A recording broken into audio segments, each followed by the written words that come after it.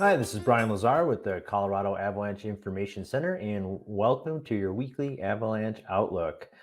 You can see here on our homepage map where we're sitting at in terms of the state right now, which is at considerable danger across almost all of our backcountry forecast zones, with the exception of the Sangre de Cristo Range, which has just missed out on most of this snow that started on December 23rd.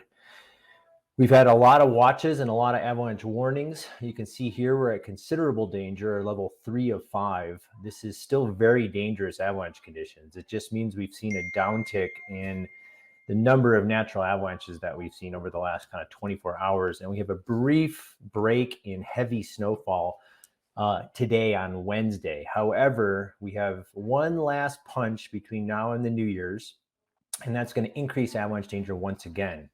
If you look at the map here, we've got avalanche watches that are out for portions of the Central Mountains. So the Gunnison Zone, the Aspen Zone, the Grand Mesa Zone, down here in the South San Juan Zone, and then up here in the north for the Steamboat Zone. This means we expect high avalanche danger at least, which is level 4 of 5, and another uptick in avalanche activity in natural avalanche cycles starting tomorrow. And then many of the other zones, the Front Range, the Vail Summit, the Saguache zones, are likely to have watches on Thursday, which indicates very dangerous avalanche conditions developing by Friday. And it's pretty easy to see why. I'll show you a couple plays of the numerical weather models here. This one is the CAIC's high resolution WRF model, and you can see total snowfall accumulation between now and Saturday, adding pretty heavy snowfall to most of the state of Colorado. Those white areas are pushing, 3.5 feet of snow by the time we get done with the cycle. And what we see here is just another numerical model. This one's the GFS, but it shows very much the same pattern. So here's snowfall starting on today, and you can see the red line outline indicates the state of Colorado. And you can see here we get a lot of oranges. That's about a foot of snow. We get reds, which is approaching 2 feet of snow. And by the end of it, you can see here we've got some areas that are even approaching white, and that's 3+ feet of snow by Saturday.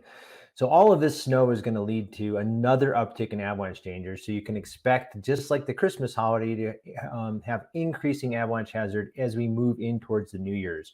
We're likely to see peak instability taking place between Thursday late in the day and Saturday morning.